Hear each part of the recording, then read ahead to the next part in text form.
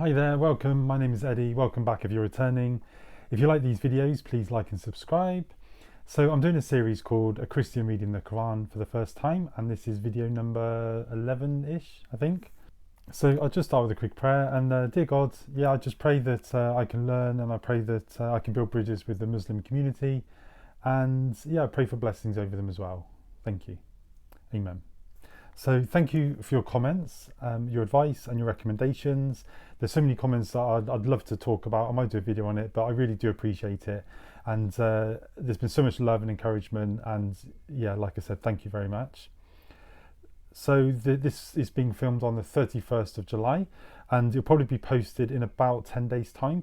So if there's something that you've answered and then you're hearing me ask that same question again in this video, apologies.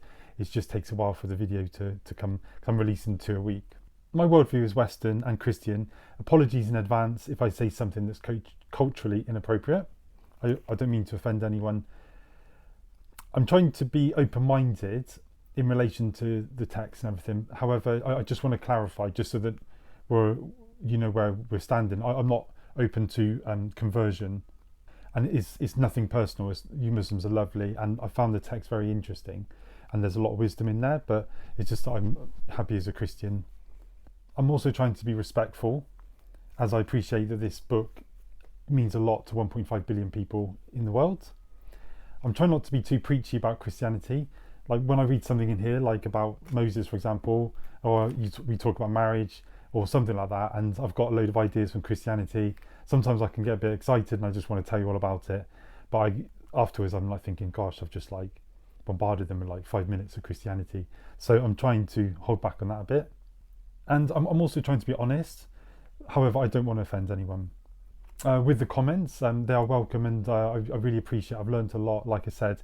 If I can just request, and I hope I don't sound ungrateful, that they're not like too long, and that, for example, if they're just like, I don't know, under 15 lines, for example, that's more manageable for me because I have a lot to answer. If I only had like 2 or 3 people answering to it, wouldn't matter so much. But I do appreciate the comments. Thank you very much. I'm doing these videos because Islam is doubling every 17 years in the West.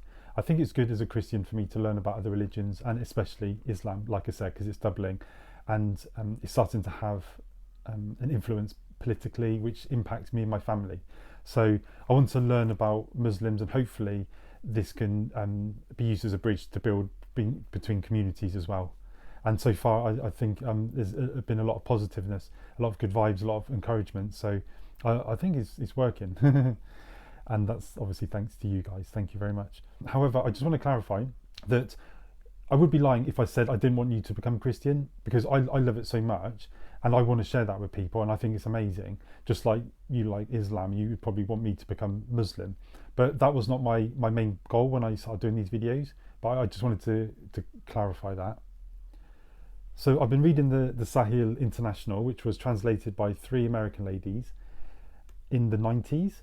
And apparently it's popular with the people doing dawah, because for Western audiences, because it's quite uses contemporary language and it's quite easy to understand. And it was given to me by some very nice gentlemen down at Speaker's Corner in London.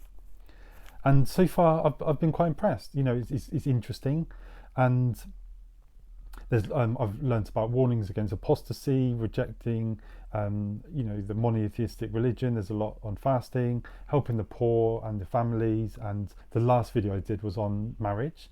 So it's quite interesting. I noticed that it's set out quite similar to Proverbs, like we have a few lines and then another one, and it can jump around, but apparently the jumping around is so that it keeps your attention, which is fair enough. And I've tried using a tafsir, which I was recommended by a very nice gentleman, and I found it was a bit too in-depth for what I'm doing here, but it's good to know, and I appreciate him recommending that, because I can use it if I want to go more in-depth in something. I've been using ChatGPT, which I know doesn't sound very good to understand the verses, but ChatGPT has said that it's using a combination of trusted tafsir sources. So I said, what are they? And ChatGPT says Tafsir Ibn Kathir, and used for the background stories like the Israelites and the story of Talma and Jala, Saul and Goliath in verses 246 to 251.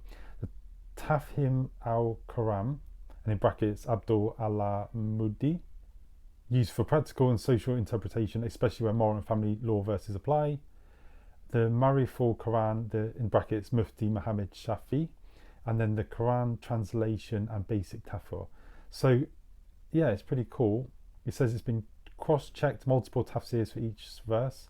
Then I paraphrase their meanings in plain English. That's what ChatGPT does, focusing on the core message while avoiding over-technical or legalistic terms. So wow, I mean, ChatGPT is pretty clever, isn't it? I wish I was as clever as ChatGPT. So I read Surah 1, Surah Fatiha, which I thought was a nice prayer. I've been reading Surah Al-Baqarah. It's the longest in the Quran, and it's called the Cow. And I'll just read the summary for the non-Muslim viewers, in case it's their first time watching these videos. Surah Al-Baqarah is the longest one, 286 verses, revealed in Medina. It addresses foundational aspects of Islamic faith, law, morality and society. The themes are broad and deeply interwoven, offering both spiritual guidance and practical rules for Muslim life. So yeah, I have had different recommendations. Like one gentleman was saying that I should have done verses on Muhammad's life or character first and stuff, which what I'm going to probably do is, once I finish doing this book, I've got my study and I got like a load of atheist videos to release, and then I'll do another book. And I could do Surah 3, but I'll probably go with what that gentleman said. So today we're up to 238. So that introduction was about 8 minutes. I was still quite long. Apologies for the noise. It was like the other day there was someone whistling. It was really bizarre. It was just and I got some guy on sounds like a jackhammer or something next door. So anyway, we'll go with it. So verse 238. Maintain with care the obligatory prayers, and in particular the middle, i.e. Af's prayer, and stand for Allah devoutly obedient. So this verse urges Muslims to faithfully observe the 5 daily prayers, especially the middle one, commonly understood as Af's prayer. It also emphasizes praying with full submission, no talking or distractions, demonstrating deep respect and devotion towards God. Is a reminder that sincerity and punctuality in worship matter most. That's cool. Sincerity and punctuality. See, I agree with that, because in like the Bible college I went to, there was a lot of young guys there, and they're always late. And if you're one of those young guys and you're watching, please forgive me. I'm not going to dig you, and I was just like, or people late for church. I'm like, I get it if they're struggling with anxiety or they've got kids to get to places or whatever. But when people are just late, I'm just like, that's quite disrespectful. And then sincerity, yeah, is important. I've heard you Muslims mention that word a lot. I hear the word sincerity a lot. I hear the word corruption a lot. So yeah. And yeah, 5 daily prayers, especially the middle one. That's interesting. I wonder why that is. It emphasizes praying with full submission, no talking or distractions. I think that's fair enough. Demonstrating deep respect and devotion to God. Yeah, that's wonderful. So the Greek Orthodox Church, I used to have a bit of a gripe against that, especially their paintings. I'd be like, oh, look all their paintings, you're obsessed with paintings. And the Greek Orthodox guy said, yeah, well, you guys are obsessed with your pastors and your songs. And I said, no, that's just a way of worship. And then he said, well, the paintings are our way of worship. And it kind of made me take a step back and think, yeah, he's right. I shouldn't be so quick to judge other people's way of worship. So when I, hear about, for example, you guys saying you do your 5 prayers, and I just think, that's how you want to do it, which is fair enough. Moving on, 239. And if you fear an enemy, then pray on foot or riding. But when you are secure, then remember Allah in prayer, as He has taught you that which you did not previously know.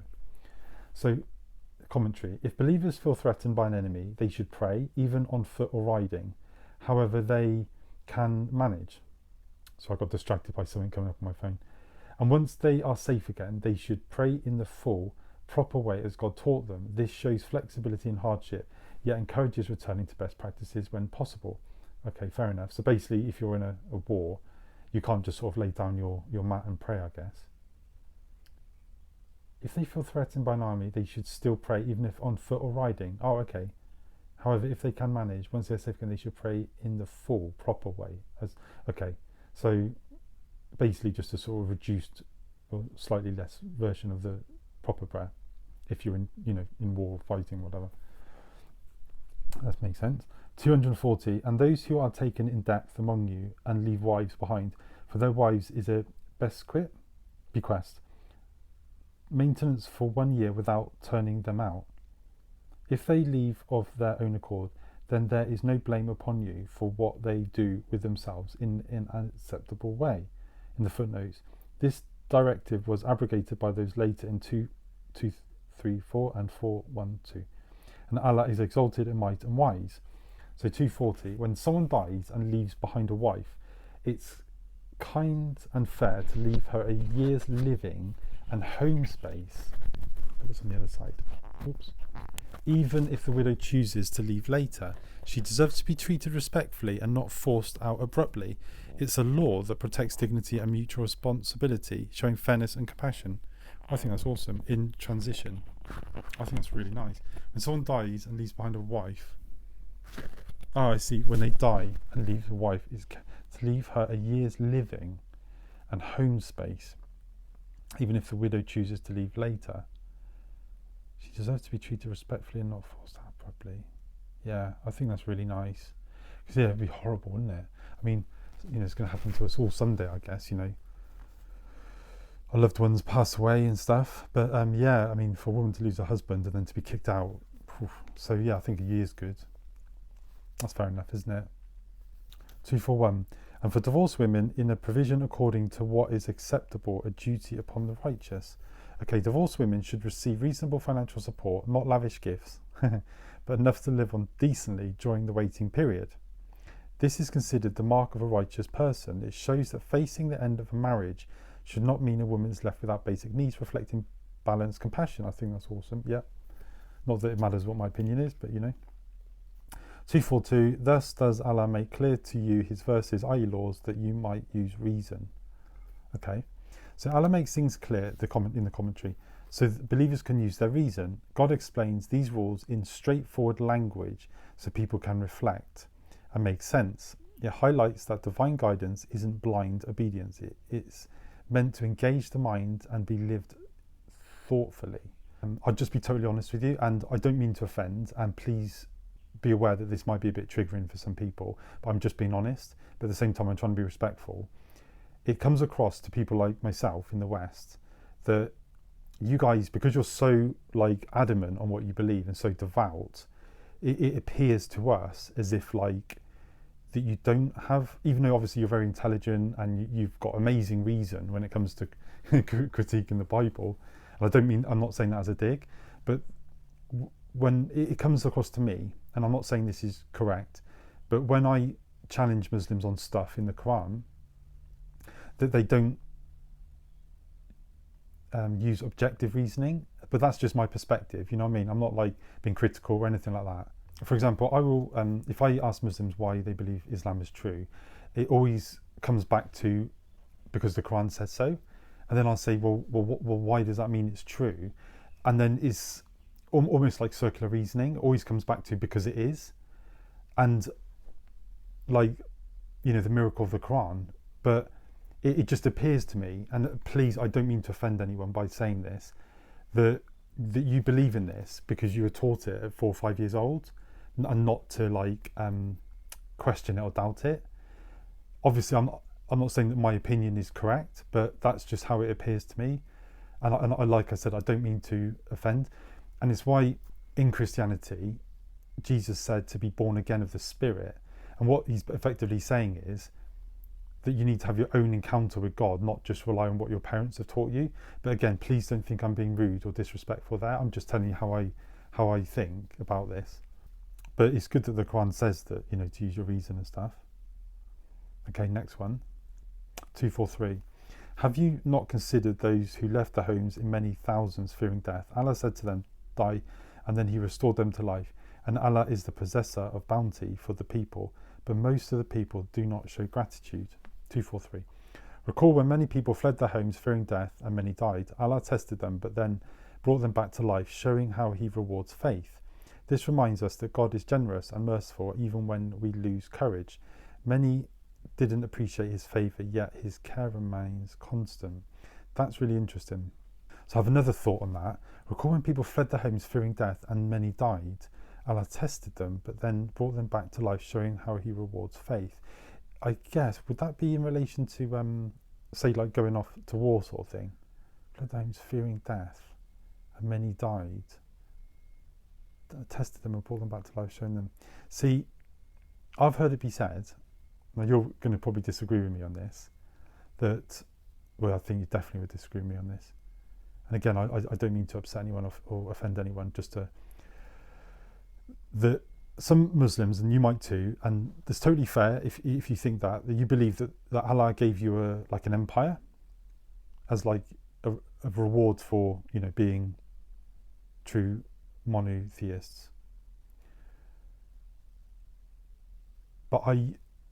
But from being on the other side, like as a Christian perspective, it appears differently to us. But that's all I'm going to say anyway. I don't want to upset anyone. Not that I'm saying you guys will get upset, because there's only been a couple of negative comments I've had out of hundreds of good ones so far. So anyway, 244. And fight in the cause of Allah and know that Allah is hearing and knowing. 244. God instructs believers to fight for justice if needed, knowing that he hears and knows everything. Giving in his cause is both a spiritual act and a moral duty. It combines inner belief with social action. Prayer and charity are supported by readiness to stand up when wrong must be resisted. Cool. Giving in his cause is both a spiritual act and a moral duty. It combines inner belief with social action. Okay. 245. Who is it that would loan Allah a godly loan so he may multiply it for him many times over? And it is Allah who withholds and grants abundance, and to him you may be returned. Okay, so it's to do with loaning. Oh, 45 is not on there. It says 246 to 247 grouped. ChatGPT has not done 245. I'm going to have to use my critical thinking. Who is it that would loan Allah a goodly loan, Goodly, so he may multiply it for him many times over? And it is Allah who withholds and grants abundance, and to him you will be returned. Okay, cool. So I'm guessing it is saying, it hasn't got a commentary here, that if you tithe or give money to God, that he will basically reward you many times over. Yeah, that's cool. That's similar in Christianity. 246. Have you not considered the assembly of the children of Israel after the time of Moses, when they said to a prophet of theirs? Have you not considered the assembly of the children of Israel after the time of Moses, when they said to a prophet of theirs, in speech marks, send us a king and we will fight in the way of Allah? He said, would you perhaps refrain from fighting if battle was prescribed for you?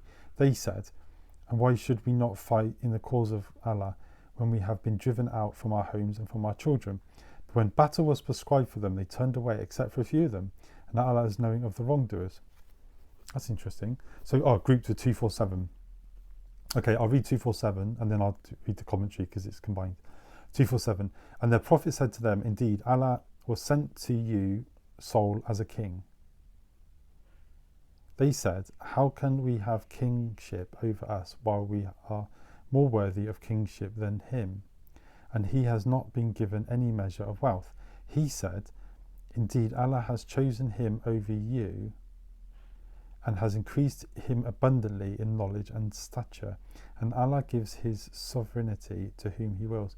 And Allah is all-encompassing in favour and knowing. Interesting that Saul's been mentioned. Interesting. 246 and 247. When the Israelites asked for a king and war was ordered, they became hesitant. Their prophet brought Saul, chosen by God. Saul, chosen by God. Despite their objections, oops, sorry, I covered the microphone. He was respected not for wealth, but for knowledge and stature. God's wisdom in leadership choices matters more than personal bias. Yeah. He's got quite a colourful story in the Old Testament, Saul. Yeah, that's interesting that it's mentioned. Yeah, because in the Old Testament, I think they asked God for a king, and God was a bit hesitant. He was like, yeah, well, this is what the Old Testament says. He was like, you sure you want a king? He's going to be like, taking all your money and blah, blah, blah. But yeah, he gave him a king. And I think that's why they've got the books Kings, I think. 2:4-9. Okay, and when Saul, interesting, I like Saul. And when Saul went forth with the soldiers, he said, indeed, Allah will be testing you with the river. So whoever drinks from it is not of me, and whoever does not taste it is indeed of me. Whoever drinks from it is not of me, but whoever does not taste it is indeed of me. Okay, excepting one who takes from it in the hollow of his hand. But they drank it, except a very few of them. Then when he had crossed it along with those who believed with him, they said, there is no power for us today against Goliath and his soldiers. And those who were certain that they would meet Allah said, how many a small company has overcome a large company by permission of Allah, and Allah is with the patient. That's cool. I like learning about Saul and David. When Talmud's army faced a river test, anyone who drank was excluded, except a few who scooped water with their hands, and later, though outnumbered, those who trusted they would meet God believed a small group could beat many. It teaches the discipline, faith and self-control matter more than numbers.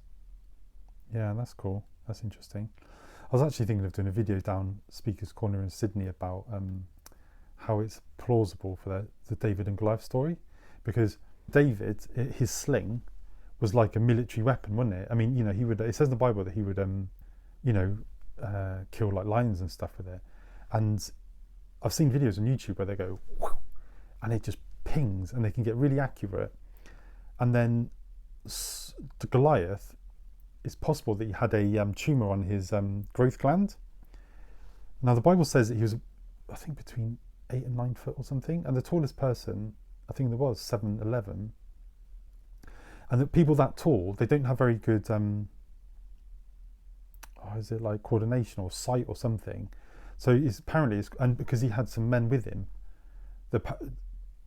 which would show that he wasn't very good at coordination or something. So it is possible for David to have like picked up a stone in a sling, gone whack, and bang, pinged him right there.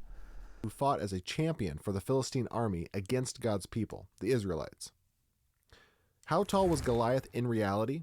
Normally, we equate him with a giant, as most Bible translations state that he was over 9 feet tall. The Masoretic text, the Hebrew text that has long been accepted by the Jewish people, states that Goliath's height was 6 cubits and 1 span. Second, a measurement of a cubit is not precise, since a cubit was based on the distance from a person's elbow to the tip of the finger. Thus, the length of a cubit would vary somewhat according to the one doing the measurement and the length of his arm. Regardless of Goliath's precise height, we know from God's word that he was a formidable opponent. He was not only tall, at least a foot taller than David, and possibly several feet taller, he was also strong. His bronze armor alone weighed 125 pounds, and he carried a giant-sized spear. There was a reason that Goliath was the champion of the Philistines. Okay, 250. And when they went forth to face Goliath and his soldiers, they said, our Lord, pour upon us patience and plant firmly our feet and give us victory over the disbelieving people. 250. Facing Goliath's forces, believers prayed for patience, steadfast feet and victory. This heartfelt plea shows that bravery comes from spiritual strength. Asking God for inner strength before battles reinforces that true courage starts with a prayer for guidance and self-control. Believers prayed for patience, steadfast feet and victory. Yeah, that's cool. It's like basically encouraging people to pray before going into battle. So 251. God, I got through this double page quite quick again. So they defeated them by permission of Allah, and David killed Goliath, and Allah gave him kingship and wisdom, i.e. prophethood, and taught him from that which he willed. And if it were not for Allah checking some people people by means of others, the earth would have been corrupted, but Allah is the possessor of bounty for the worlds. 251. By God's will they prevailed, and David slew Goliath. Allah gave David leadership, wisdom and special knowledge. It adds that if God didn't balance power among people, the world would be chaotic. Indeed, he allows some to triumph over others to maintain justice and acts graciously towards everyone. That's awesome. Yeah. Oh, wow. I enjoyed that page. That's cool. It's always fun talking about David and Goliath. You know, it's pretty fascinating, isn't it? So, yeah, this double page, I learned about David and Goliath and praying before battle and about divorce and alone. Yeah, it was quite interesting. Thank you very much. And yeah, thank you for watching. God bless you. Hopefully see you in the next one. Cool. Goodbye.